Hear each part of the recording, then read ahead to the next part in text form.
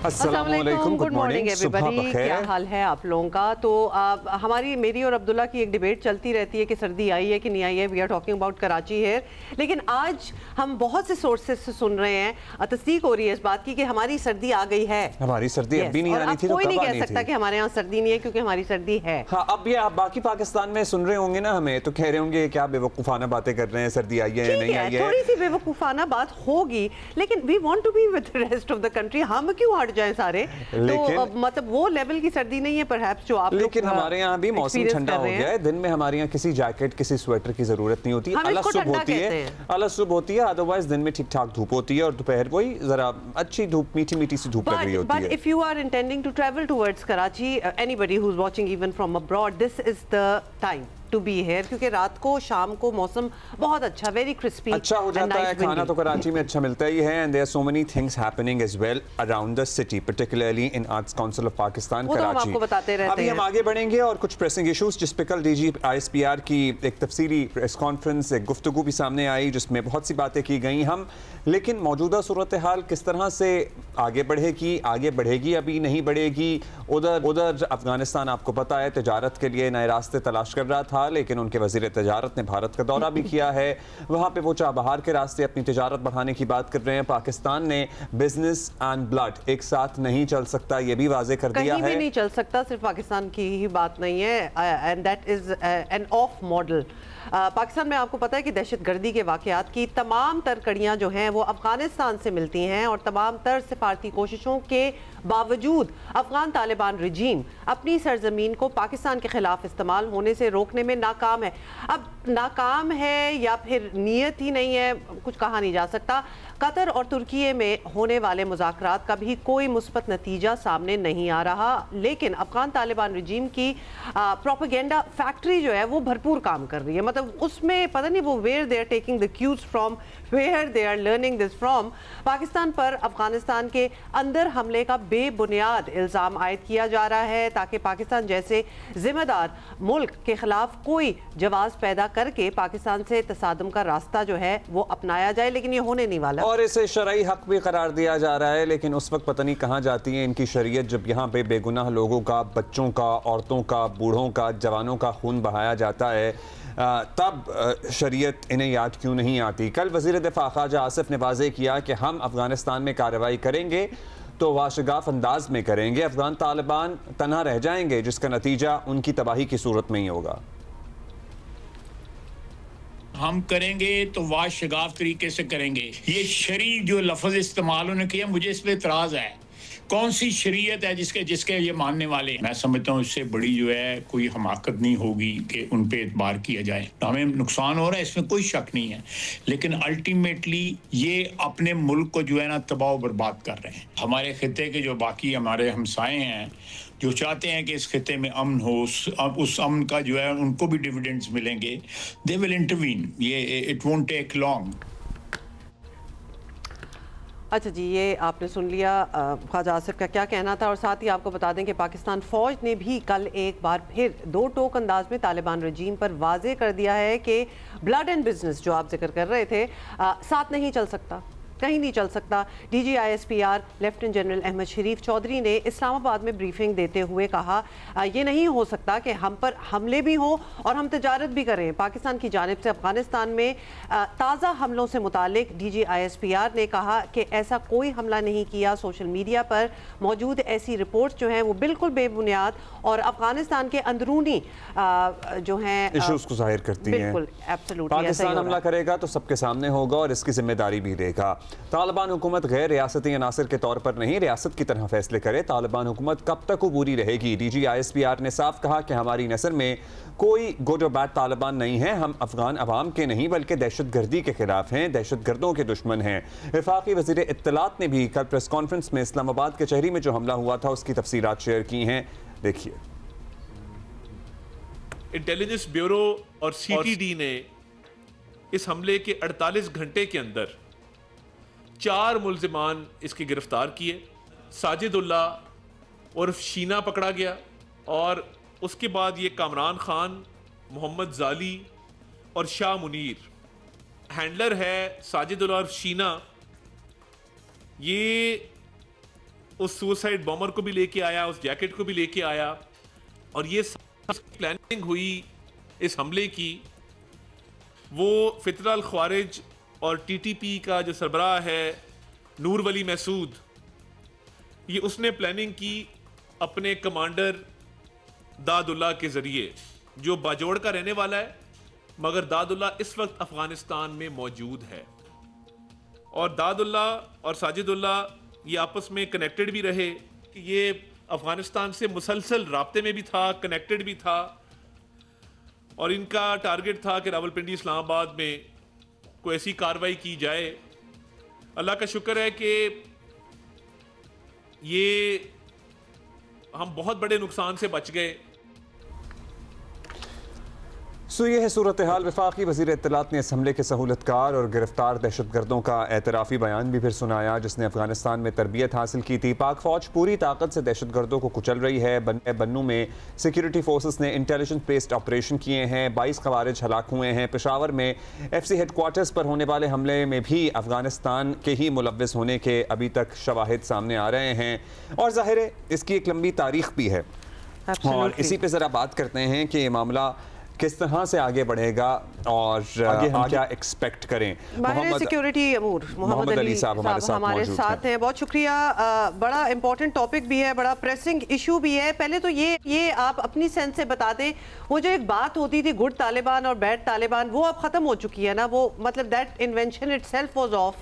लेकिन अब जो सारे इंसिडेंसेस हो रहे हैं, सारे अटैक्स हो रहे हैं, उससे ये तो क्लियरिटी आ गई होगी। मैं समझता हूँ कि पिछले जो 3 नाकाम मुज़ाकरात के दौर थे, और फिर जो इतने बड़े पैमाने पे अभी हमले इन मुज़ाकरात की सिफारती कोशिशों के बावजूद अफ़गान सरजमीन से किए गए हैं, और फिर कुछ ऐसे आपने देखा कि बिल्कुल बबांगे दुहल किस्म के उनके सीनियर और ज़िम्मेदार जो हुकूमती अहलकार हैं, उन्होंने भी कहा कि हम इस्लामाबाद को निशाना बनाएंगे और हमारे पास 4000 दहशतगर्द तैयार हैं। तो ये तो इस बात का सबूत है, जो आपने पहले भी इब्तदाई कलमात में सवाल उठाया, कि नीयत जो है वो ज़्यादा इम्पॉर्टेंट है। उनका तो कोई इरादा नज़र नहीं आता कि वो दहशतगर्दों को रेन इन करें, कंट्रोल करें, बल्कि वो तो पाकिस्तान को धमका रहे हैं कि जनाब हम इनको इस्तेमाल करेंगे आपके ख़िलाफ़, और वो कर भी रहे हैं। तो मेरे ख्याल में जो गलतफहमी पाकिस्तान में बहुत अरसे से बहुत से लोगों के जहनों में पाई जाती थी, गुड तालिबान बैड तालिबान, हकीकत ये है कि टीटीपी तो अफ़गान तालिबान का पाकिस्तान चैप्टर है, और उसको वो इस्तेमाल कर रहे हैं पाकिस्तान को भारत के एक प्रॉक्सी के तौर पे एक्ट करते हुए नुकसान पहुंचाने के लिए। और देखें, ये भी कोई हुस्न इत्तेफाक नहीं है कि पिछले 4.5 साल में जब से वो बरसरे इख्तिदार आए हैं, पाकिस्तान के खिलाफ इन दहशतगर्दी की अफगान सरजमीन से कार्रवाइयों में बेपनाह इजाफा हुआ है। सैकड़ों दहशतगर्दी के हमले इस साल हुए हैं, और जिसके जवाब में कल DGSPR ने हमें बताया कि तकरीबन 67,000 इंटेलिजेंस बेस्ड ऑपरेशन पाकिस्तान के तूल अर्ज में किए गए हैं, और उनमें जो कामयाब ऑपरेशन के नतीजे में 136 दहशतगर्द जो थे वो अफगान थे जिनको हलाक किया गया है। तो इससे बड़ा आपको क्या सबूत चाहिए कि उनकी बाज़ाब्ता तौर पे पॉलिसी है और हिकमत अमली है कि पाकिस्तान को वो दहशतगर्दी। अच्छा, मोहम्मद अली साहब सीज़फायर का हम ख्याल ही रख रहे थे। मोहम्मद अली साहब सीज़फायर का हम ख्याल ही रख रहे हैं। इस्लामाबाद कचहरी पे हमला होता है, फिर ये FC हेडक्वार्टर पे हमला होता है, और फिर अफगान तालिबान की तरफ से इल्ज़ाम आयद किया जाता है कि पाकिस्तान ने यहाँ निशाना बनाया है, जिसमें वो कहते हैं कि जी सिविलियन आबादी हमारी ज़ाहिर है बड़ी प्रोफेशनल फ़ौज है, अगर हमने दहशतगर्दों को टारगेट करना होगा तो हम बड़ी आसानी से सिर्फ दहशतगर्दों को टारगेट कर सकते हैं। इस सारी एपिसोड की आपको क्या वजह नज़र आती है? मतलब कुछ क्लैरिटी मिल सकी है कि क्या कोई कार्रवाई हुई या नहीं हुई, और अब किस तरह से मामलात आगे बढ़ेंगे? क्योंकि अब तो वो कह रहे हैं कि पाकिस्तान ने हम पे हमला किया है और हमारा ये शरई हक है और हम इस हमले का जवाब देंगे। जी बिल्कुल, देखें, ये बयान और ये मौक़िफ़ बज़ाते खुद इस बात का सबूत है कि उनका कोई इरादा या नीयत नहीं है दहशतगर्दी के खलाकमे के हवाले से, या बैन अल-अक़वामी क़ानून या सिफारती तकाज़ों को और अपनी कमिटमेंट्स को पूरा करने के हवाले से, बल्कि वो भरपूर अंदाज में पुश्त पनाही, सपोर्ट और हौसला अफजाई कर रहे हैं इन दहशतगर्द हमलों की। बल्कि जो मगरबी असलहा $7.2 अरब का मगरबी अफवाज वहाँ छोड़ के गई हैं, वो खुले बंदों इन दहशतगर्द कार्रवाइयों में इन BLA और TTP के दहशतगर्दों को दस्तियाब है। तो इससे ये भी साबित होता है कि वो बजाते खुद जो असलहा अफगान हुकूमत के इख्तियार में है वो इन दहशतगर्दों को दे रहे हैं कि जाएं इसको इस्तेमाल करें पाकिस्तान पे हमलों के लिए। तो मैं समझता हूँ कि देखें, पाकिस्तान की जो कोशिश थी, हमने एक हुज्जत तो तमाम की मुज़ाकरात के ज़रिए से, अभी भी ईरान और तुर्की की जानिब से कोशिश की जा रही है मुज़ाकरात की, और हम हर उस ज़िम्मेदार मुल्क और अमन पसंद रियासत की जो सिफारती कोशिश है और काविश है उसको अप्रिशिएट और वेलकम करते हैं। जी, वेलकम तो करते हैं मोहम्मद अली साहब। मौका मिलता है हुमा कि जी, वो ठीक है, उनको बताएं कि जनाब आप एक जिम्मेदार रियासत के तौर पे बिहेव करें। वैसे जब उनको ये बात समझ नहीं आ रही तो उनको कितनी बार बताया जाएगा? मतलब ये मुज़ाकरात की आप बात कर रहे हैं, कुछ अरसे से मुज़ाकरात चल रहे हैं, they have come to nothing, और उसके बाद ये सारी कार्रवाइयाँ जो हैं हमारे सामने हैं। क्या प्रॉब्लम ये है कि अफगानिस्तान इटसेल्फ में कंट्रोलिंग पार्टी जो है, अफगान तालिबान रजीम जो है, उनकी इतनी भी से नहीं है कि वो कोई चीज़ करवा सकें या रुकवा सकें? Are we even talking to the right people? क्योंकि वो जो सारी मुज़ाकरात हुए दोहा और तुर्की, अभी भी बाकी मुल्क कोशिश कर रहे हैं, ईरान का आपने जिक्र किया, लेकिन बात, are we talking to the right people who actually have some say in Afghanistan? मैं समझता हूँ कि इसका राइट पीपल तो डेफिनेटली जो जिसको हम स्ट्रेटजी की ज़बान में कहते हैं, मोनोपोली ओवर वायलेंस तो इनकी है। गवर्नेंस और जो अमल दखल और गवर्नेंस का फुकदान डेफिनेटली वहाँ मौजूद है, लेकिन असल बात नीयत की है, इरादे की है, पॉलिटिकल विल की है, जो कि जिसका फुकदान नज़र आता है। लेकिन हमें करना क्या चाहिए, मैं मुख्तसरन कुछ तजावीज़ आपके सामने रखता हूँ। हमें सिर्फ सिफारती जो राब्ते हैं वो बहुत इंपॉर्टेंट हैं, क्योंकि वो उनको एक मौका प्रोवाइड करते हैं कि वो अपने कोर्स करेक्शन को आलमी बरादरी के सामने साबित करें। लेकिन इसके साथ साथ चाहे इंफॉर्मेशन डोमेन में हो, आपने बात की वहाँ से प्रोपेगेंडा जो किया जा रहा है, तो आपके नाजरीन के लिए मैं दिलचस्पी का बायस होगा कि उनके आला जो अफसरान हैं, उनके जनरल्स हैं, उनके वज़रा हैं, उनके जो खुद ट्विटर के अकाउंट्स हैं वो इंडिया से मैनेज हो रहे हैं। ये अब ट्विटर ने चूंकि उसको वाज़े कर दिया है, जाहिर कर दिया है कि कौन सा अकाउंट कहाँ से ऑपरेट हो रहा है, उनमें से बहुत से अकाउंट्स उनके ऑफिशियल्स के अकाउंट भी इंडिया से ऑपरेट हो रहे हैं। तो उसके कंटेंट की नौइयत और मकासद आप खुद समझ सकती हैं। दूसरी बात यह कि हमारे पास लीगल ऑप्शन भी है। इनमें से कई इनके आला हुकाम जो हैं अभी भी वांटेड लिस्ट पे दुनिया के हैं, सैंक्शन लिस्ट पे हैं। इनके लिए मसाइल में मजीद इंटरनेशनल क्रिमिनल कोर्ट के जरिए से भी इजाफा किया जा सकता है इन सबूतों के पेश नजर जो कि पाकिस्तान। अच्छा, वैसे मोहम्मद अली साहब, ये जाहिर है बड़ी अहम आपने बात की है, आपने अहम बात की है। जी जी जी, सिर्फ 2 पॉइंट्स ऐड करना चाह रहा था कि एक बहुत बड़ा लेवरेज हमारे पास इकोनॉमिक भी है। कुछ थोड़ा बहुत फ्रूट्स वगैरह हमारे पास वहां से आते हैं, इसमें कोई शक नहीं है, लेकिन बताना वाजे करना जरूरी है कि पाकिस्तान अफगानिस्तान की सबसे बड़ी एक्सपोर्ट मार्केट है, और अगर वो हमारे साथ ट्रेड टाइज को डाउनग्रेड करते हैं तो उनके फार्मर, उनकी मईशत, उनके अवाम, उनकी हुकूमत के लिए मसाइल बेपनाह हो जाएंगे। और इसी सिलसिले में उनके वजीर तजारत भारत में मौजूद थे, जो कि इतनी कम कीमत और कम वक्त में ये जिंदगी गुजारने की तमाम जरूरियात उनको फराहम कर सके। तो हमारे पास लेवरेज काफी है। और काइनेटिक आखिरी ऑप्शन है कि जनाब आपके यहाँ से जो दहशतगर्द हमला प्लान होगा, फैसिलिटेट होगा, ट्रेनिंग का कैंप होगा, उसको हम निशाना बनाने की आलमी कानून और राइट ऑफ सेल्फ डिफेंस के मुताबिक पूरी अहलियत और मोहम्मद अली साहब मुख्तसरन अब ये बता दीजिएगा, अब आपने तजारत की बात की है, वो उनके वजीर तजारत गए हुए थे भारत, वो चाबहार के जरिए दीगर रास्ते और इंडिया के साथ रवाबित बढ़ा रहे हैं, नए रूट्स तलाश कर रहे हैं, तो जाहिर है लेकिन सिर्फ तजारत पे तो बात हुई नहीं होगी, और भी बातें हुई होंगी, और जाहिर है इंडिया को तो सूट करता है एक अनस्टेबल पाकिस्तान, पाकिस्तान में दहशतगर्दी के वाक़यात। दूसरा ये कि हमारी जो पोलिटिकल रिफ्ट है, आपको लगता है कि ये भी एक रुकावट है इस मामले को टैकल या हल करने में? क्योंकि जब APS के बाद पूरी कौम यक ज़बान थी, यक आवाज़ थी, तो हमने देखा कि हमने बड़ी कामयाबी के साथ दहशतगर्दों का मुकाबला किया, लेकिन यहाँ पर खैबर पख्तूनख्वा की गवर्नमेंट और ज़ाहिर है इस्टेब्लिशमेंट मुक़तदरा में एक खलीज है, अगर वो खलीज कम होगी तो इस मसले का हल करने में भी मदद मिलेगी। अब्दुल्ला साहब, मैं आपसे बिल्कुल 100% मुत्तफिक हूँ। देखें, जिस तरह उनकी नीयत और अहदाफ के और हिकमत अमली के चुनाव को आप देखें कि 11 साल पहले जिस तरह APS ने पाकिस्तान को गैल्वनाइज और यूनाइट किया था, हमें एक ख्वाब गफलत से जगाया था। मैं समझता हूँ वाना में जो 500 से 600 कैडेट्स के ऊपर हमला हुआ था, वो तो हमारी अफवाह और अल्लाह ताला का एहसान है कि वो तमाम जीती थी। तो बहुत ज़रूरी है कि हमारी केपीके की जो सूबाई हुकूमत और पीटीआई है वो ख्वाब गफलत से जागे और जो दाखिली सियासत है इसको कौमी सलामती से मुंसलिक ना करे। इस वक्त हर पाकिस्तानी की जान, उसका किसी पार्टी, किसी जमात, किसी खित्ते से ताल्लुक हो, वो हमारे लिए मुकद्दम है, मुकद्दस है। उसको बचाना हमारी रियासत और हर सियासी पार्टी और हुकूमत और डिपार्टमेंट की जिम्मेदारी है। इसमें हमें बिल्कुल एक तरह से मुत्तहिद होके इस अफरियत का दाखिली और खारजी सतह पे मुकाबला करना ज़रूरी है, ताकि देखिए इसके ज़रिए जो इस्तेहकाम, तरक्की, इन्वेस्टमेंट के समरात होंगे वो सिर्फ पाकिस्तान के बाकी सूबों को नहीं बल्कि सबसे ज़्यादा जो मुतासरा सूबे केपीके को भी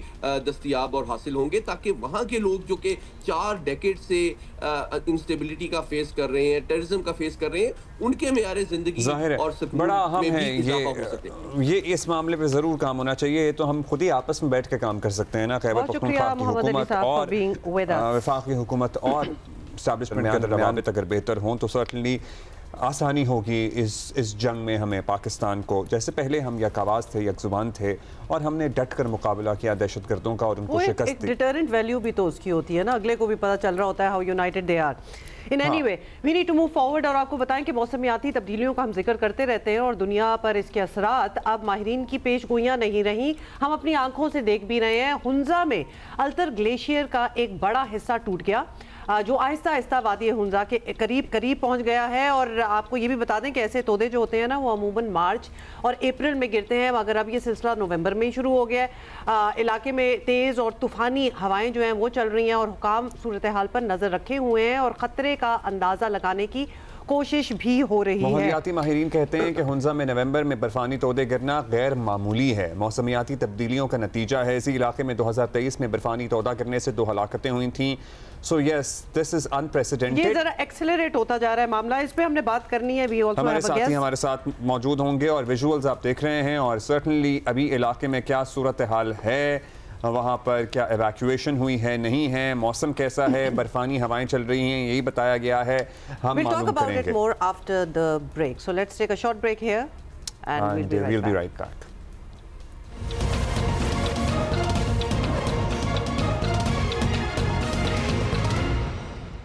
वेलकम बैक। अच्छा, ये बड़ी कंसर्निंग एक खबर है और काफ़ी दिनों से ये बात चल रही है। We thought we should get some clarity on it. मुल्क के मुख्तलिफ एयरपोर्ट से वर्क वीज़ा पर बैरून मुल्क जाने वाले मुसाफिरों को ऑफलोड किए जाने की कई वाक़यात जो हैं वो रिपोर्ट्स हुए हैं और अब ये मामला वजारत ओवरसीज़ तक जा पहुँचा है। और ज़रा इसकी डिटेल आपको बता दें, ऐसी इतलात पर ऑब्वियसली तशवीश का इजहार भी किया जा रहा है। FIA हुकाम का मौक़िफ़ रहा है कि ये कार्रवाइयाँ इंसानी स्मगलिंग और बैरून मुल्क जाकर जो भीख मांगते हैं उनकी रोकथाम के लिए की जा रही हैं। मगर तशवीश की बात ये है होता है कैसे आइडेंटिफाई कर रहे हैं? एग्जैक्टली वो जो जेन्युइन केसेस हैं जो एक्चुअली बड़ी मुश्किलों से बैरून मुल्क अपने जो है वो obviously they are getting jobs, they are getting visas, वो भी बेचारे ऑफलोड हो रहे हैं साथ साथ, तो उनकी एफर्ट तो गई ना। और फिर जाहिर है लोगों का ये भी, और स्टूडेंट्स की भी बाज़ ऑफलोड होने की इत्तलात हैं। फिर लोगों का ये मौक़िफ़ है कि जिस मुल्क हम जा रहे हैं, जब उन्होंने हमें वीज़ा जारी किया है तो यहाँ पे FIA को क्या प्रॉब्लम है, ये हमें क्यों ऑफलोड कर रहे हैं।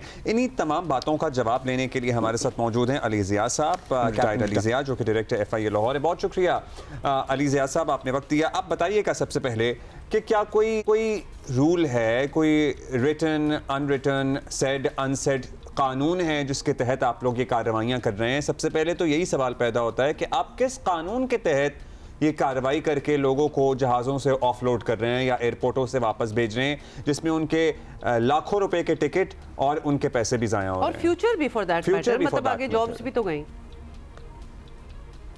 जी अब्दुल्ला, बहुत शुक्रिया, thank you very much for this very pertinent question. और जिस तरह आपने बताया कि आजकल सोशल मीडिया पे इसकी बहुत ज़्यादा तशहीर हो रही है, जो कि बहुत सारे लोगों के जहनों में ये इबाहम पैदा कर रही है कि शायद वो बड़े अपने नॉर्मल रूटीन में वो मुल्क से बाहर ट्रैवल करना चाहते हैं और FIA के किसी काउंटर पर उनको रोक लिया जाएगा। सबसे पहले तो मैं स्टार्ट इसका इस बात से लूँगा कि ये लोग इस चीज़ पे इस पैनिक में ना आए, क्योंकि सोशल मीडिया की इन्फॉर्मेशन को प्रोसेस करना इटसेल्फ एक आर्ट बन चुका है कि आपने किस तरह की इन्फॉर्मेशन को किस तरह प्रोसेस करना है और कहाँ से आपने उसको ऑथेंटिकेट करना है। तो पहली बात तो ये कि अगर आप पास वैलिड वीज़ा है, आप पास वैलिड डॉक्यूमेंट्स हैं, आप किसी वैलिड और जायज़ रीज़न के लिए बाहर ट्रैवल कर रहे हैं तो nobody will stop you, nobody has a right to stop you. अब मैं इस तरफ आता हूँ कि जो ये कैंपेन चल रही है इसकी हकीकत क्या है और किस तरह से ये सारी चीज़ें पेश आती हैं। जैसा कि पहले आपने कहा कि ह्यूमन स्मगलिंग और बहुत सारे जो बोट कैप्साइजिंग के इशू होते हैं, मोरतानिया इंसिडेंट जो रिसेंटली हुआ, ग्रीस में बोट कैप्साइजिंग हुई, हमारी बहुत सारी कीमती जानें गई। इस तरह के इवेंट्स को अवॉइड करने के लिए सर्टन तरह के रिस्क प्रोफाइलिंग की जाती है और सर्टन तरह से चीज़ों को देखा जाता है। I try to explain it, then I am open to your questions as well. सबसे पहली बात तो ये है कि जो लोग यहाँ ट्रैवल करते हैं, आपने एक पर्टिनेंट क्वेश्चन भी किया है, किस तरह उनकी हम शनाख्त करते हैं कि वो किसी जायज़ पर्पज़ के लिए जा रहे हैं, भीख मांगने जा रहे हैं या कैसे जा रहे हैं। इस सारी एक्सरसाइज का जो मेन मकसद है वो सिर्फ एक है कि हमारे बहुत सारे ऐसे ममालिक में हमारे लोग जो हैं क्रिमिनल एक्टिविटीज़ के लिए भीख मांगने के लिए जाते हैं, वहाँ पे पकड़े जाते हैं, वहाँ पे फिर वापस डिपोर्ट कर दिए जाते हैं, जिससे ना सिर्फ हमारे ग्रीन पासपोर्ट की वैल्यू कम होती है बल्कि जो जायज़ हमारे लोग बैरून मुल्क सफ़र करना चाहते हैं उनको ऐसे बहुत सारे ममालिक में विदाउट नेमिंग एनी कंट्री इस वक्त हमारे वीज़ाज़ मिलना बहुत मुश्किल हो गए हैं। ऐसे ममालिक जहाँ पे 24 से 48 घंटे में एक कंप्यूटर पर इलेक्ट्रॉनिक वीज़ा मिल जाया करता था, अब उनका वीज़ा मिलना जायज़ पर्पज़ के लिए, इवन बहुत सारे एजुकेशन या बहुत सारे बिजनेस पर्पज़ के लिए भी या विजिट के लिए, टूरिज़म के लिए वहाँ का वीज़ा अब अनफॉर्चुनेटली हमें डिनाई कर दिया जाता है। और इसमें हमारा जो मेन मकसद होता है वो किसी एक बंदे को किसी एक क्लियर कट लीगल डेस्टिनेशन पर जाने का रोकना नहीं होता और ना ऐसा किया जाता है।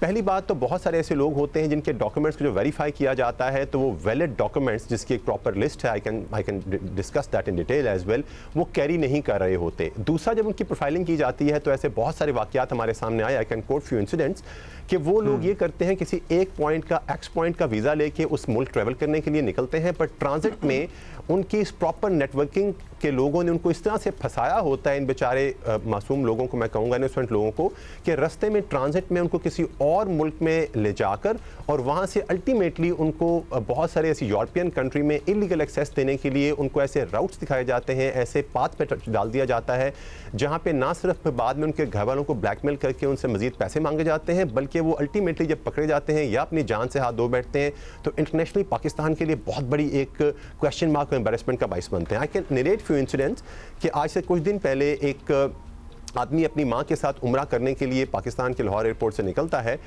और रास्ते में एक मुल्क में ट्रांजिट दौरान अपनी वालदा को उम्रे के लिए सऊदी में भेज देता है और ख़ुद वहाँ से इलीगली किसी और सेटिंग के तहत निकलने की कोशिश करता है और वहाँ पे फिर उस मुल्क के हुकाम उसको पकड़ लेते हैं, वापस हमारे पास भेज देते हैं। आप सोचिए इस तरह के जो इंसिडेंट्स हैं वो किस तरह से हमारी ओवरऑल एक चीज़ को रिफ्लेक्ट करते होंगे। फिर इसके बाद बहुत सारे ऐसे ममालिक हैं जहाँ पे अंडरस्टैंडेबल। आप पहले हमें ये बता दें, we are short on time, इसलिए हम उस पॉइंट पे आना चाहते हैं कि हाउ डू यू आइडेंटिफाई कि आगे जाके क्या होने वाला है। बिकॉज पेपर वर्क देखा जाए तो सारे डॉक्यूमेंट्स हैं, वीज़ा भी वैलिड है, जॉब सर्टिफिकेट भी है, हाउ डू यू आइडेंटिफाई कि इसकी इंटेंशन क्या है आगे? उसके लिए बड़े क्लियर कट पैरामीटर्स हैं। लेट्स से कि अगर एक खातून अपनी गोद में एक बच्चे को उठा के आती है, वो 3 महीने के लिए उम्रे के लिए जाना चाहती है, उसके पास उसका फाइनेंशियल बैकिंग इस तरह से नहीं है या उसके रिकॉर्ड पे पहले इस किस्म की डिपोर्टेशन है जहाँ पे वो इसी किस्म के चार्जेस पे वापस आई हुई है, जो कि रिकॉर्ड टेक्निकली हमारे पास अवेलेबल होता है, तो दैट इज़ वन साइन कि ये उम्रे के लिए नहीं जा रहे, ना इनका फाइनेंशियल बैकग्राउंड। इसी तरह जॉब के लिए आपने बात की, बहुत सारे ऐसे लोग आ जाते हैं जिन्होंने वहाँ पर ऐसी कंपनीज कायम की गई हैं जो ऑन ग्राउंड एग्जिस्ट नहीं करती, सिर्फ वो जॉब के परमिट्स यहाँ पे भिजवा देती हैं और ऐसी अवेलेबल जॉब्स यहाँ पे दे देती हैं जिसकी क्वालिफिकेशन या स्किलफुल बंदा वहाँ नहीं जा रहा होता। मसलन एक बंदा यहाँ से किसी ऐसी जॉब के लिए भेजा जा रहा होगा वहाँ पे, या किसी ने वहाँ पे स्पॉन्सर किया होगा कि एक वो हैवी ट्रैफिक ट्रक चलाना है उसने, जब उससे आप 2-4 क्वेश्चन करते हैं तो वो गाड़ी या उसकी चीज़ के बारे में बिल्कुल कोई नॉलेज नहीं रखता। इसी तरह जब उन कंपनीज को वेरीफाई किया जाता है तो उन कंपनीज की वहाँ पे एग्जिस्टेंस नहीं होती। इसके लिए प्रॉपर एक ओवरसीज प्रमोटर का एक सेटअप है जो कि प्रॉपर एक लीगल जॉब नेटवर्क यहाँ वहाँ से लाते हैं, उनको बिल्कुल भी ना कोई मुश्किलात आती हैं, ना ऑफलोड किया जाता है, वो एक वेरीफाइड टेस्टिफाइड जॉब्स होती हैं, उस पे लोगों को ट्रैवल करने दिया जाता है। तो ऐसे जो लोग ऑलरेडी वर्क वीज़ा पे वहाँ जा रहे हैं, रह रहे हैं, आपको पता है यूएई में, सऊदी अरेबिया में हमारे कितने पाकिस्तानी हैं, मेहनत कश हैं, वाइट कॉलर जॉब्स भी हैं, मेहनत कश तबका भी है, जो लोग वहाँ पे जा रहे हैं या काम करते हैं और यहाँ से दोबारा उन्हें जाना होता है, क्या उनको भी मुश्किलात का सामना है? क्या do they need any additional document? क्योंकि अगर कोई शख्स प्लम्बिंग का काम कर रहा है या इलेक्ट्रिशियन का काम कर रहा है या शटरिंग का काम कर रहा है, बाज़ केसेस ऐसे भी हैं कि do they need to have a certain certificate, कोई उनके पास कागज़ होना चाहिए दिखाने के लिए? Sir not at all. पहले तो इस परसेप्शन को काइंडली आपके सेटअप के जरिए मैं बताना चाहता हूँ, शेड वे कीजिए, ऐसा कुछ भी नहीं हो रहा। पिछले सिर्फ लास्ट 1 मंथ में हमारे लाहौर एयरपोर्ट से it was more than 30,000 people जिन्होंने यहाँ पे मुख्तलिफ वर्क परमिट्स पे लीगली ट्रैवल किया and they went abroad. It's just a very small figure I am telling you about one airport. ये बिल्कुल ऐसी परसेप्शन है जिसको बिल्ड किया जा रहा है. आप उन सोशल मीडिया नेटवर्क्स की आप बैकिंग देखिए, उन सोशल मीडिया जो प्लेटफॉर्म्स हैं या जो मुख्तलिफ चैनल उस पर कर रहे हैं, आप देखिए कि किस तरह के उनके मोटिव्स हैं, किस तरह से वो अनरेस्ट क्रिएट करना चाह रहे हैं. बहुत सारी फोटोज आप देखेंगे वो AI जनरेटेड है. सो मैं ये कहना चाह रहा हूँ कि ये this perception does not exist in reality. सिर्फ वही लोग जो उनको डिनाई एक्सेस की जाती है जो अपने प्रॉपर डॉक्यूमेंट्स कैरी नहीं कर रहे होते. Got it. अब स्टूडेंट्स के हवाले से भी बता दें, lot of students are also, कुछ के साथ ये हुआ और कुछ दे आर जस्ट स्केयर्ड कि उन्होंने अब करना क्या है. इसमें भी मैं आपकी थोड़ी बात की वजाहत करता हूँ. देखिए जो एंड रिजल्ट है सारी एक्सरसाइज का वो बहुत सारे ऐसे यूरोपियन मुल्क तक ह्यूमन स्मगलिंग के हाथ में लोगों के बचने के लिए ताकि वो उनकी जाने न जाए. पहली बात तो जो भी ऐसी मुल्क जो प्रॉपर यूनिवर्सिटीज़ हैं किसी ऐसे बंदे को नहीं रोका गया. अगेन आप शायद इसके बारे में एग्जाम्पल ढूंढना चाहेंगे तो हमें कोई एग्जाम्पल शायद अप फ्रंट नहीं मिलेगी. अब इसमें मैं आता हूँ, बहुत सारे ऐसे जगह हैं, ऐसे बहुत लोगों ने ऐसे मुल्कों में जिनकी अल्टीमेटली एक्सेस फिर यूरोप की तरफ मिलती है, वहाँ पे ऐसी यूनिवर्सिटीज़ बनाई गई हैं जिनको वेरीफाई किया जा रहा है. एक फ़र्ज़ करें एक बच्चे ने मैट्रिक और FA किया हुआ है आज से 5-6 साल पहले, उसको बराए नाम किसी ऐसी जगह का वीज़ा एजुकेशन एडमिशन दिलवा दिया जाएगा जो यूनिवर्सिटी सिर्फ पेपर की हद तक बहुत छोटा सा सेटअप एग्जिस्ट करता है, not in every country, may be one not country. और अल्टीमेटली ये सारे जो ह्यूमन स्मगलर्स हैं ये सारे तरीके इसलिए निकालते हैं कि हम जब एक रूट को ब्लॉक करते हैं या एक रिस्क प्रोफाइलिंग जो हमारी प्रॉपर FIA के अंदर की जाती है उसकी बेस पे रिजल्ट डेडिकेट करते हैं, उस रूट को ब्लॉक करते हैं, तो कोई और ऐसा फार्मूला निकाल लेते हैं जिससे अल्टीमेटली अली साहब, एक तो आवाम चूंकि देख चुके हैं कि आप हमारे साथ मौजूद हैं, तो people who have travel plans वो हमसे पूछ रहे हैं कि आपसे भी पूछ रहे हैं, क्योंकि लोगों को इबाम रहता है कि वो कितनी करेंसी या कितने डॉलर बाहर लेकर जा सकते हैं फी बंदा, और बच्चे बड़े, ये आप जरूर क्लियर कर दीजिएगा, because people go for a longer period of time and they have shopping plans as well. एक तो ये क्लियर कर दीजिएगा, या फिर किसी भी मकसद के लिए उन्हें पैसे लेके जाने. आप ये भी बता दें कि एटलीस्ट मिनिमम इतना तो लेके जाना होगा, क्योंकि कभी कभार ये बात भी हो जाती है कि आप कहाँ ट्रैवल कर रहे हैं, पैसे आपके पास मैक्सिमम दोनों बता दें, या क्रेडिट कार्ड होना चाहिए, या क्या होना चाहिए. Sir it's a very valid question. Maximum 5,000 USD जो है आप कैरी कर सकते हैं ट्रैवल करते हुए.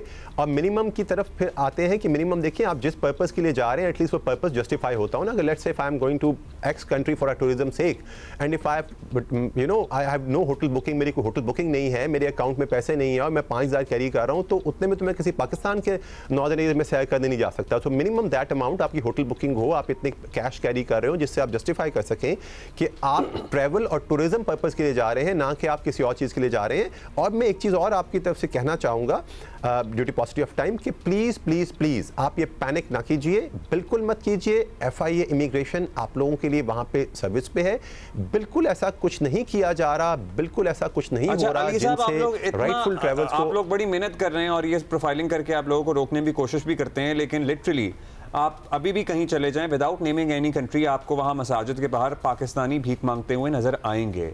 तो फिर ये नेटवर्क हम खत्म क्यों नहीं कर पा रहे इतनी कार्रवाइयों के बाद भी? सर देखिए ना, balance of caution and inconvenience has to be maintain, कि आपने एक बैलेंस रखना है कि आपने कॉशन कितना करना है, इनकन्वीनियंस कितनी करनी है. थैंक यू वेरी मच, आपने खुद एक पॉइंट मेंशन किया, मैं उसको एलेबरेट करूंगा कि हम जब इस पे एक कोशिश करते हैं तो इसीलिए करते हैं कि हमारे ग्रीन पासपोर्ट की जो कदर है, जो उसकी वक़्त है, जो इज्जत है उसकी बढ़े. और वो ग्रीन पासपोर्ट जो कैटेगरी में अप हुआ है, आप फ्रॉम द लिस्ट आप इम्पास के फिगर से चेक कर सकते हैं. और बहुत सारे मुल्कों ने, यूरोपीय यूनियन ने, और बहुत सारी जो रिपोर्ट्स आ रही हैं from all over the countries, उसमें हमारी ग्रेडिंग बेहतर हो रही है, चूँकि हम किसी तरीके से सिर्फ ये नहीं, अपने ह्यूमन ट्रैफिकिंग के जो एक्शंस हम कर रहे हैं ह्यूमन ट्रैफिकर्स के खिलाफ, और जो ऐसे हम लोग जो पकड़ रहे हैं और उनको गिरफ्तार कर रहे हैं और ऐसे लोगों को अरेस्ट कर रहे हैं, we have been able to secure our grace back. हम बहुत सारी चीज़ें रोकने के काबिल हो सके हम. सो नटशेल में आप बिल्कुल ये इत्मीनान रखिए, मैंने मैक्सिमम और मिनिमम करेंसी का ही बताया आपको कि ऐसा कुछ एग्जिस्ट नहीं करता. आप काइंडली पैनिक में आने से पहले वो AI जनरेटेड फोटोज तो देखिए, कम से कम उनको तो एवेलुएट कीजिए कि क्या वो किसी एक्चुअल बंदे की फोटो एयरपोर्ट पे दिखाई गई है. ऐसे इंसिडेंट्स होंगे जिसमें एक्चुअली ह्यू एंड क्राई भी दिखाया गया होगा. उनके टाइम लैप्स भी देखना चाहिए कि वो आज की वीडियो है या आज से 2 साल या 4 साल पुरानी वीडियो है. फाइनली अली साहब, क्या कोई कंटेस्ट कर सकता है किसी का जेन्युइन हो और इसी प्रोफाइलिंग में कोई जेन्युइन केस भी इस तरह निकल जाए? क्योंकि there is always a chance. Because there is always a chance and it has happened as well. So where do they go and where do they contest it? Again a very valid question. पहली बात तो ये कि हमारी कोशिश होती है कि जेन्युइन जो ट्रैवलर है विद ऑल लीगल डॉक्यूमेंट्स वो ना रुके. अब अगर खुदा ना खास्ता कोई ऐसी गैर दानिस्ता गलती हो जाती है, there are 2 forms to go for it. Number 1, वो हमारे पास एप्लीकेशन दे सकते हैं, हमारे इमिग्रेशन के डिप्टी डायरेक्टर वहीं एयरपोर्ट पे बैठते हैं और कोई ऐसी चीज़ हो तो फ़ौरन उनको सुना जाता है और फौरी तौर पे दोबारा उनकी we have certain cases example जहाँ पे फौरी तौर पे उनको दोबारा अकोमोडेट करके उनको फ्लाई कराया जाता है। और you know people have even gone to the court of law for this particular purpose. और जब हम अपनी एक वैलिड स्टांस को लेकर जाते हैं तो वहाँ पे अगर हम राइट होते हैं तो वहाँ पे राइटफुली हमें एक्सेप्ट किया जाता है। बट इंशाल्लाह वहाँ तक की नौबत ही नहीं आएगी जब हमारा अपना मैकेनिज्म उसमें इन प्लेस है, हमारे डीडी इमिग्रेशन है, मैं बतौर डायरेक्टर FIA लाहौर अपने ऑफिस में अवेलेबल होता हूँ। कोई भी ऐसी कंप्लेंट किसी को है तो we are all available for that particular purpose. ठीक है जी, थैंक यू। बहुत शुक्रिया captain retired Ali Zia, director Lahore से हमें इन्होंने ज्वाइन किया। होपफुली आपके बहुत से जो सवाल थे वो यहाँ जवाब मिल गए होंगे आपको, and of course we'll keep at it as well. जो चीज़ें आप लोगों को कंसर्न करती हैं आपको पता है कि we have to make them priority for us. मैंने आपको बताया था कि हुंजा में एक बर्फानी तोदा अलग हो रहा है और ज़हर है उससे खौफ और हरास भी है इलाके में, और इस सूरत हाल पे हम जानेंगे। मोहम्मद अली हमारे साथ मौजूद हैं। हम पूछना भी चाहते हैं अली, ये बताएं कि ग्लेशियर टूटने वाला जो अमल है वो तो ऑब्वियसली हमने सुना है और देखा भी है कि नॉर्मली गर्मी के मौसम में होता है, और इस सीजन में ऐसा क्यों हो रहा है ये बता दें, और गिलगित बल्तिस्तान और ख़ास तौर पर हुंजा पर इसका असर क्या पड़ रहा है? जी अली अहमद। जी, गिलगित बल्तिस्तान का बेशतर हिस्सा जो है वो ग्लेशियर पर मुहित है, और यहाँ पर हुंजा में भी तकरीबन 60 से 70% जो इलाका है वो ग्लेशियर्स है।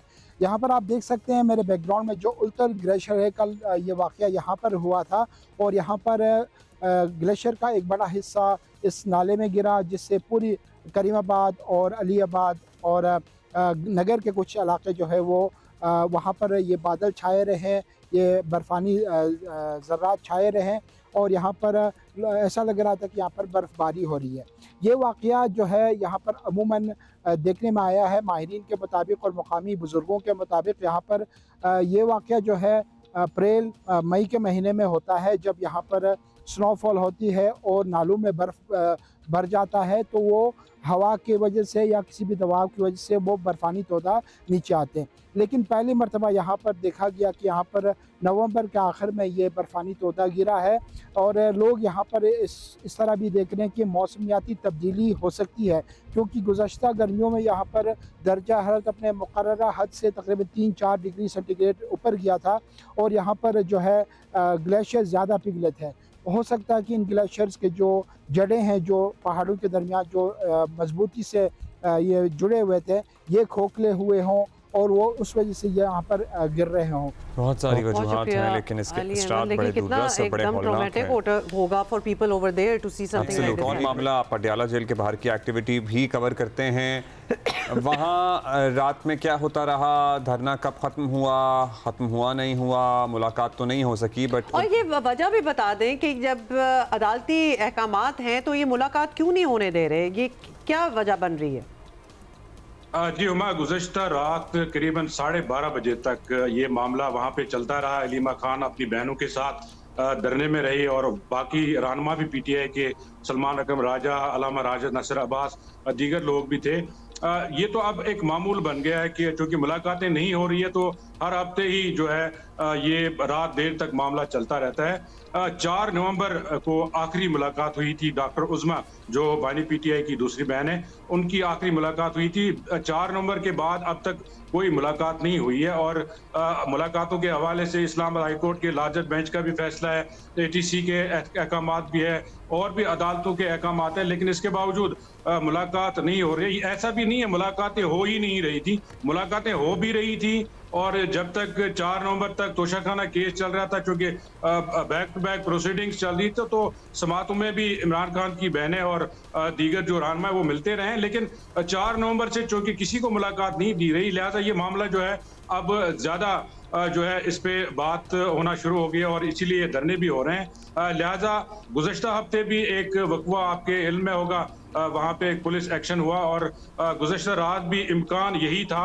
कि शायद पुलिस उसी तरह का एक्शन करेगी, क्योंकि रात देर तक वो जा ही नहीं रही थी। लेकिन उसके बाद रावलपिंडी पुलिस के एक सीनियर अफसर वहाँ पे आए, अलामा राजा, नासिर अब्बास मुज़ाकरात में शरीक हुए, सलमान अकबर राजा साहब शरीक हुए। तो उसके बाद जो है उनको दरख्वास्त की गई आप यहाँ से चले जाएं, रात देर हो गई है और सिक्योरिटी का भी इशू है, जाहिर है खवातीन भी है, तो आप बेहतर है कि अगले हफ्ते आपने फिर आना है तो आप आ जाएं। लेकिन चूंकि मुलाकात का प्रोगेटिव रावलपिंडी पुलिस का नहीं है, जो तो जेल के बाहर उनके इंतजाम देखती है, जो मुलाकात का जो इख्तियार है वो जेल इंतजामिया का है, और जब तक इंतजामिया हमें इजाजत नहीं देगी तो हम आपको आगे नहीं भेज सकते। लिहाजा रात देर तक ये मामला कल भी चलता रहा।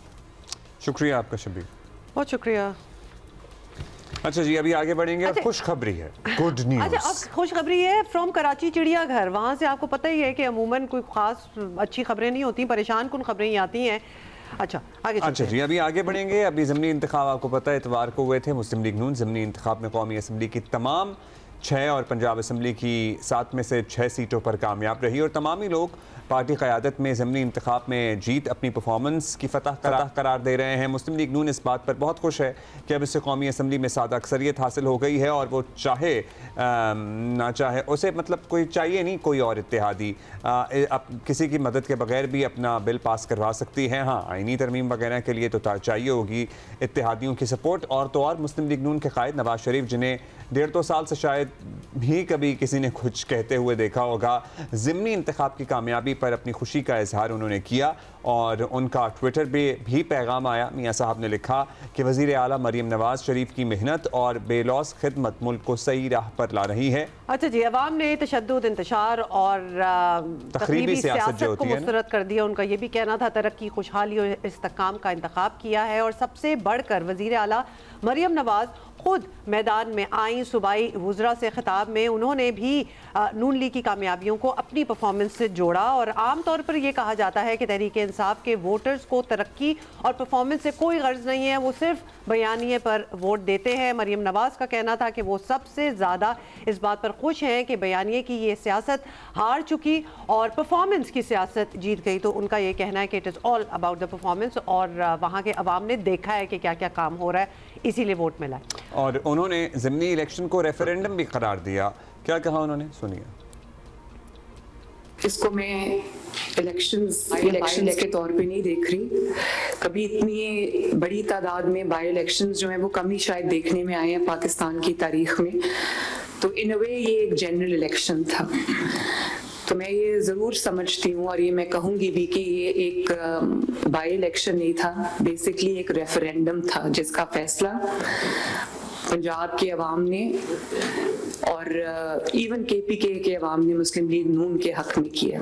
लेकिन मुझे पीटीआई के हारने की इतनी खुशी नहीं जितनी मुझे ये नैरेटिव की जो सियासत है, जो परफॉर्मेंस की तरफ आई, जितनी मुझे इस चीज की खुशी, क्योंकि ये मेरे मुल्क के लिए अच्छा है। हर जो आर्टिफिशियली क्रिएटेड चीज होती है, चाहे वो आर्टिफिशियली क्रिएटेड लीडर हो, चाहे वो आर्टिफिशियली क्रिएटेड नैरेटिव हो, या वो आर्टिफिशियली क्रिएटेड जमात हो, एक उसकी शेल्फ लाइफ होती है। परफॉर्मेंस से बेहतर कोई नैरेटिव हो ही नहीं सकता। जिनको ईमानदार जजेस के आसरे पे खड़े होकर इलेक्शन जीतने की आदत थी, जिनको जनरल फैज हमीद इलेक्शन जिताता था, आज ना फैज हमीद है ना वो ईमानदार जजेस हैं। सो तहरीक इंसाफ ज़मीनी इलेक्शन में हुकूमत पर धांधली के इल्ज़ामात लगा रही है, पर्टिकुलरली हरीपुर वाली नशस्त पर, और ख़ास तौर पर लाहौर में भी उन्होंने इस किस्म के इल्ज़ामात लगाए हैं। तहरीक इंसाफ ने इलेक्शन का बाकी सीटों पर तो बाइकआउट कर रखा था। वज़ीर आला मरीम नवाज ने हरीपुर में पीटीआई की शिकस्त को पीटीआई की बदतरीन परफॉर्मेंस का नतीजा करार दिया। खैबर पख्तूनख्वा में पिछले 14 साल से क्या हो रहा है कि बस नैरेटिव ये है कि तुम चोर हो, तुम चोर हो, तुम चोर हो, और पूरा खैबर पख्तूनख्वा जो है वो जो जिसको कहते हैं ना पत्थर के जमाने में चला गया। कोई अगर करप्शन है तो वहां करप्शन के ढेर लग गए, लोगों के घरों में बिस्तरों के नीचे से पैसे निकल रहे हैं। हर जो मंसूबा है वो बनने से पहले करप्शन की नजर हो जाता है। लोग वहां पर तरक्की के लिए डेस्परेट है। वहां पर आप उनका पेशावर, उनका दारुल खलाफा है खैबर पख्तूनख्वा का, वहां पर आप जाएं आपको लगेगा 1901 का कोई शहर है। जहाँ पे सड़कें अभी भी टूटी हुई हैं, जहाँ पे ट्रांसपोर्ट का कोई निजाम नहीं है, जहाँ पे तरक्की का नामो निशान नहीं है। अगर पेशावर का ये हाल है तो बाकी इलाकों का खैबर पख्तूनख्वा में क्या हाल होगा? इसलिए लोगों ने हरीपुर में नवाज शरीफ को वोट दिया। अच्छा, इस सारी चीज़ में दिलचस्प बात यह है कि मुस्लिम लीग नून अपनी जीत को परफॉर्मेंस की जीत करार दे रही है, लेकिन मुंतखब होने वाले उम्मीदवारों की अगर आप लिस्ट देखें ना, उस पर नज़र डालें तो तमाम उम्मीदवार जो हैं वो बासर सियासी ख़ानदानों से ही ताल्लुक़ रखते हैं। कोई किसी का बेटा, कोई किसी का भाई, दामाद, तो ये सब कुछ भी साथ साथ चल रहा है। आसमा शिराजी साहिबा सीनियर सहाफ़ी तज्ज़ियाकार हमारे साथ मौजूद हैं, उनसे बात करते हैं। आसमा साहिबा, इंतखाब में ज़ाहिर है हुकूमत वक्त का पलड़ा भारी रहता है, ये हमेशा से ही था, लेकिन मुस्लिम लीग नून ने जिस तरह की फतूहात हासिल की हैं, क्या आपको लगता है, ऐसा अंदाज़ा था? ज़ाहिर है मुकाबला भी नहीं था सच, पीटीआई ने बायकॉट किया हुआ था एक्सेप्ट हरीपुर एंड लाहौर में, लेकिन वहाँ भी मुस्लिम लीग नून जीती। तो क्या वाकई इनकी परफॉर्मेंस का बयानिया चल रहा है? देखिए, जहाँ तक पाकिस्तान मुस्लिम लीग नवाज़ की कामयाबी का ताल्लुक़ है तो यहाँ पे कारकर्दगी से ज़्यादा इस बात का भी फैक्टर बहुत इम्पॉर्टेंट है कि पाकिस्तान तहरीक इंसाफ ने ना तो बहुत ज़्यादा मौसर कैंपेन की मुख्तलिफ जो उनके कॉन्स्टिट्यूंसीज़ थी, और ना ही वहाँ पर उन्होंने अपने जो कैंडिडेट हैं उनको उस तरह से, उनके जो सपोर्टर्स थे उनको निकालने में कामयाब हुए। इसमें कोई दो राय नहीं है कि मरीम नवाज साहिबा की जो कारकर्दगी है वो काफ़ी उसके लोग बात कर रहे हैं उसके हवाले से, और उनके जो प्रोजेक्ट्स हैं उनके हवाले से बात कर रहे हैं। लेकिन इसके साथ साथ ये फैक्टर बहुत इंपॉर्टेंट है कि पाकिस्तान मुस्लिम लीग तहरीक इंसाफ जो है उसने उस तरह से इस इलेक्शन के अंदर जो है वो अपनी जो इंटरेस्ट है वो शो नहीं किया, उसका जो वोटर है उसने इंटरेस्ट शो नहीं किया, उनका जो सपोर्टर है वो इससे लाताल्लुक़ नज़र आया मोस्टली, सिवाय 2 हलकों के, यानी जिसमें कि पाकिस्तान तहरीक इंसाफ लड़ भी रही थी। हरीपुर के इलेक्शन के अंदर जो है वो एक माहौल में नज़र आया, क्योंकि उमर अयूब साहब जो हैं उनकी अहलिया का वो इलेक्शन था, और उमर अयूब साहब खुद भी उसकी कैंपेन चला रहे थे। उनकी जो पूरी फैमिली है जो कि एक बहुत ही स्ट्रॉन्ग पॉलिटिकल फैमिली है अपनी कॉन्स्टिट्यूंसी के अंदर, वो भी थी, और दूसरी तरफ बाबर नवाज़ जो PMLN के कैंडिडेट थे वो भी अपने असर व रसूख के साथ या अपनी जो कैंपेन थी उसको चला रहे थे। वहाँ हमें नेक टू नेक मुकाबला जो है वो नज़र आता है, लेकिन कारकर्दगी की बुनियाद के ऊपर कुल्ली तौर पर जीती है। ख्याल है कि ऐसा नहीं है। पाकिस्तान तहरीक इंसाफ के जो सपोर्टर हैं वो मायूस हुए हैं, वो उनकी अदम दिलचस्पी हुई है, उनका सिस्टम पे अदम एतमाद हुआ है, जिसकी बुनियाद के ऊपर पाकिस्तान मुस्लिम लीग नवाज़ का वोटर निकला भी है और उन्होंने वोट भी दिया है। तो मेरा ख्याल है कि कारकर्दगी एक फैक्टर हो सकता है, लेकिन ये कुल्ली तौर पर एक फैक्टर नहीं है। कॉरेड आसमा, ये भी बताइएगा कि तहरीक इंसाफ पाकिस्तान की मकबूल तरीन सियासी जमातों में से एक है, और इसमें ऑब्वियसली कोई बहस नहीं है। इस जमात का बयानिया इतना चलता है कि उन्हें परफॉर्मेंस वगैरह की मोहताजी कभी रही नहीं है। इन द पास्ट हमने ये देखा है, अब इसको आप जो भी समझे, लेकिन इलेक्शन एक पैरामीटर होता है मकबूलियत चेक करने का। तो क्या आपको लग रहा है कि तहरीक इंसाफ को इन नताइज को सीरियस लेना चाहिए, या क्या थॉट्स होंगी उधर? मेरा ख्याल है कि कोई भी सियासी जमात जो है जब वो सिस्टम से आउट होती है तो वो उसकी मकबूलियत जो है उसको डेंट पड़ता है। पाकिस्तान तहरीक इंसाफ का अलमिया ये है कि इमरान खान साहब मकबूल हुए हैं और उनकी मकबूलियत के ऊपर कोई दो राय नहीं है, लेकिन उनकी जो पार्टी है और उनकी जो तंजीम है वो टूट चुकी है। उनकी जो बुनियादें हैं, और ख़ास करके अगर आप लाहौर के इलेक्शन को देखें, एक इलेक्शन को जो कि गढ़ था लाहौर का, ये PTI का भी गढ़ था, और ये PTI का ये जो कॉन्स्टिट्यूंसी है, ये जो हल्का है, ये PTI का स्ट्रॉन्ग होल्ड माना जाता है और एक अरसे से माना जाता है। यहाँ पे भी अगर पाकिस्तान तहरीक इंसाफ जो है उसकी तंजीम वहाँ पे नहीं निकली या उन्होंने वहाँ पे कैंपेन नहीं किया, ख़ुद हमाद अजहर साहब जो हैं उनकी वीडियो मैंने ज़रूर देखी लेकिन उनकी कैंपेन उस तरह से नहीं देखी, तो इसका मतलब ये है कि तंजीम के तौर पे जो है वो पार्टी कमज़ोर हुई है। और पार्टी सिर्फ लीडरशिप से नहीं होती है, एक सियासी जमात जो है वो लीडरशिप के जो टॉप लीडरशिप है उसकी बुनियाद के ऊपर नहीं होती है, उसके साथ नीचे तंजीम चलती है। फिर जो कॉन्स्टिट्यूंसी पॉलिटिक्स है, जो हल्के की सियासत है, उसकी बड़ी डायनामिक्स होती है। वहाँ पे बरादरी का वोट भी होता है, वहाँ पे लोग ये भी देखते हैं कि थाना कचहरी खास करके पंजाब में कौन जा सकेगा, कौन उनके साथ खड़ा होगा, कौन पुलिस स्टेशन में जा सकेगा। और फिर ये भी बड़ा फैक्टर अहम है कि जो मौजूदा यानी जो हुकूमत वक्त है उसका भी एक इन्फ्लुएंस होता है, और वोटर जो है उसकी साइकी ये होती है कि वो हुकूमत की तरफ जाता है। लेकिन अनफॉर्चुनेटली जब पाकिस्तान तहरीक इंसाफ अपनी हुकूमत में थी उस वक्त ज़िमनी इंतखाब वो हुकूमत में होने के बावजूद भी नहीं जीत सकी थी, और उसके बाद के ज़िमनी इंतखाबात भी जो हैं वो उन्होंने नहीं जीते हैं। ये एक सिस्टम से जो निकल के वो खेल रहे हैं, मेरा नहीं ख्याल कि ये पार्टी उनकी पार्टी में हो रही है। अच्छा, बिल्कुल, वी गॉट योर पॉइंट। अब आसमा साहब एक और सवाल जो सियासत से ज़रा हटकर है और सियासत से समहाउ जुड़ा भी है, क्योंकि ज़ाहिर पॉलिसी साजी होगी तो इन मामलात पर काबू पाया जा सकता है। कल ख़वातीन के खिलाफ तशद्दुद के खात्मे का आलमी दिन भी था, और इस मरतबा अक़वाम मुत्तहिदा ने करार दिया कि ऑनलाइन हिरासानी, जो ऑनलाइन हिरासमेंट होती है, ये डिजिटल वायलेंस के ज़ुमरे में आता है, ये भी तशद्दुद है। और पाकिस्तान में ख़वातीन सहाफ़ियों को जिस तरह निशाना बनाया जाता है, और आप भी इसका शिकार रही हैं, आजकल भी शिकार हैं, ये किसी से ढकी छुपी बात नहीं है। इसमें आपके क्या थॉट्स हैं, कैसे ख़त्म हो सकता है ये डिजिटल वायलेंस? जी, आज ख़वातीन का जो आलमी दिन है उसमें पहली बार जो यूएन है उसने ये शामिल किया है कि ख़वातीन के ख़िलाफ़ जो ऑनलाइन हैरेसमेंट है वो भी तशद्दुद का एक ज़रिया है। एक तो इस पे हमें बिल्कुल अप्रिशिएट करना चाहिए कि यूएन ने इसको तस्लीम किया है कि ये जो ऑनलाइन हैरेसमेंट है, ये जो गालम गलोच है, ये जो मुख्तलिफ जो सोशल मीडिया के प्लेटफॉर्म्स हैं उनके ऊपर ख़वातीन के साथ जिस तरह का ज़हनी तशद्दुद किया जाता है उसको उसमें उन्होंने शामिल किया है और उसको तस्लीम किया है, जो कि एक बहुत बड़ी हकीकत भी है और एक बहुत बड़ा सच भी है।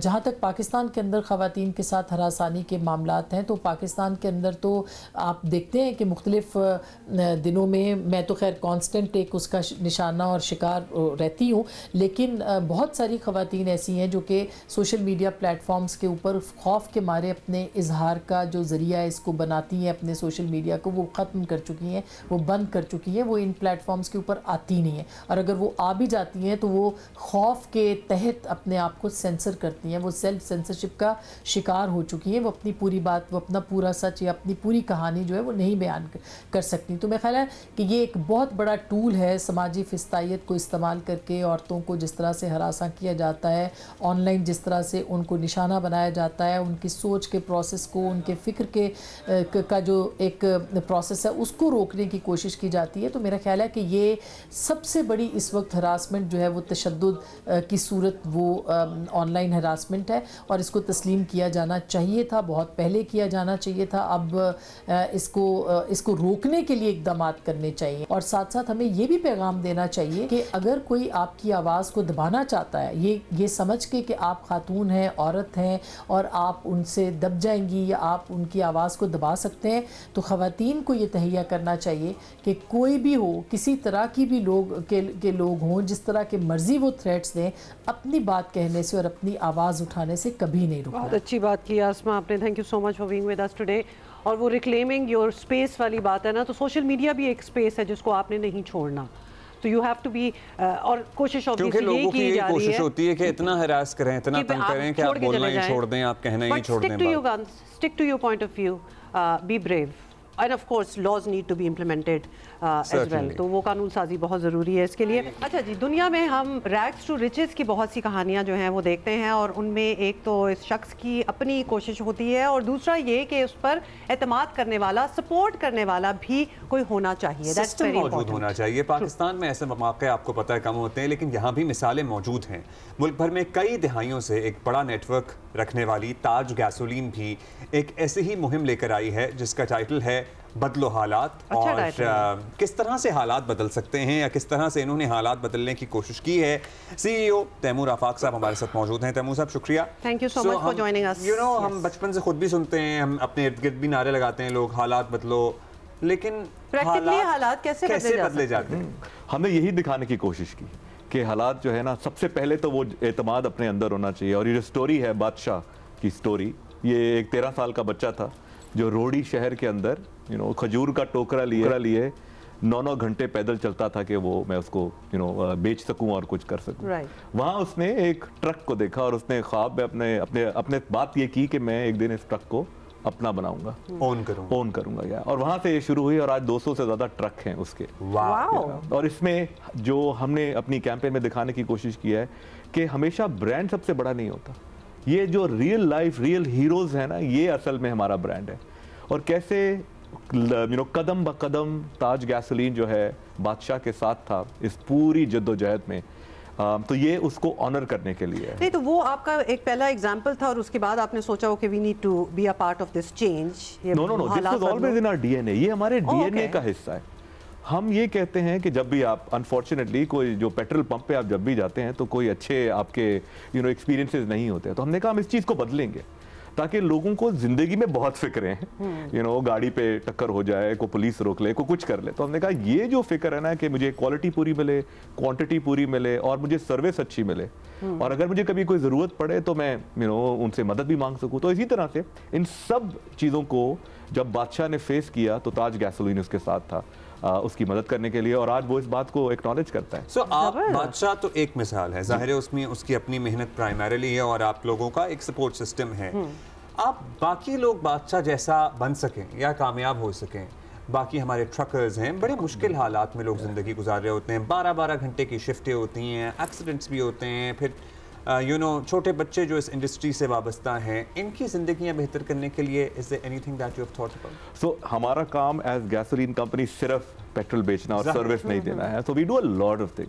वी डू CSRs जहाँ पे हम फ्री एजुकेशन भी देते हैं, हमारे अपने IT स्कूल्स हैं under the umbrella of the group, Taj group के अंडर। हम बहुत सी अपनी चैरिटी ऑर्गेनाइजेशंस रन करते हैं, लेकिन हमारा मकसद ये नहीं है कि उनको 2 वक्त का खाना दे दें।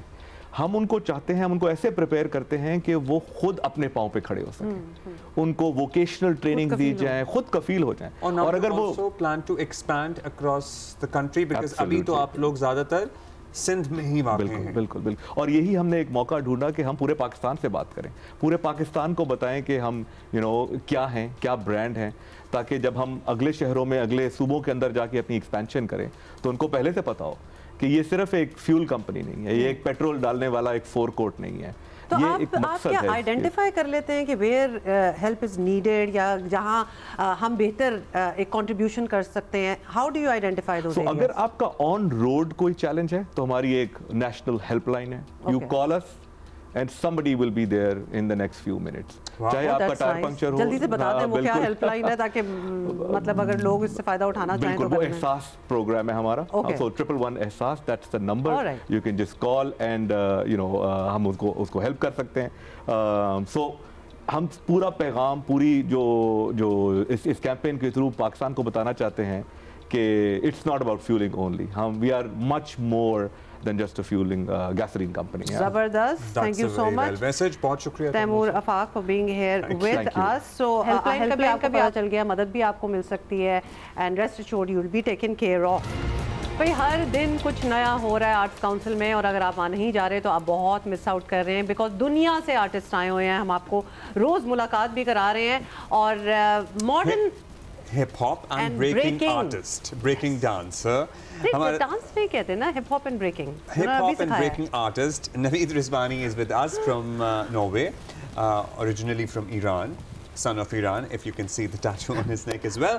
So welcome Naveed, how are you? Welcome to Pakistan. Is it your first time here? Assalamu alaikum. Walaikum assalam. Good morning Pakistan. कैसे हैं आप सब? Good to have you on the show. Thank you for inviting me. How did you get into dancing? Well, I gotta admit that Michael Jackson was a very important character when his music and his dancing came. His backslides, as we know, called the moonwalk. For a lot of people in the world. Yeah, I tried that too, broke one of my shoes doing that. Absolutely. So I think that's where it kind of bit me, and it stayed within me. And music has always been such an important part of the Iranian culture. So putting those two together made absolute sense to me. Lovely. We are going to fix your mic. It's not working very proper. But in the meantime, please do check out Naveed's moves. Some of the moves that you could perhaps, emulate, I would say. And ये बात बड़ी मेरे साथ resonate की है कि Michael Jackson जैसी हस्ती ने कितने लोगों को इंस्पायर किया है to get into music, to get into dancing. मतलब ये एक अब तो जो लोग ये करते हैं वो लेजेंडरी स्टेटस हो जाता है, because obviously Michael is no more, लेकिन उनका असर जो है वो अभी भी आप you can see it in the arts. तो हम अभी पूछेंगे, ज़रा हम इनका माइक ठीक कर रहे हैं, हम इनसे ज़रूर पूछेंगे। All right, Naveed. All right. So Naveed, how did this culture festival thing happen?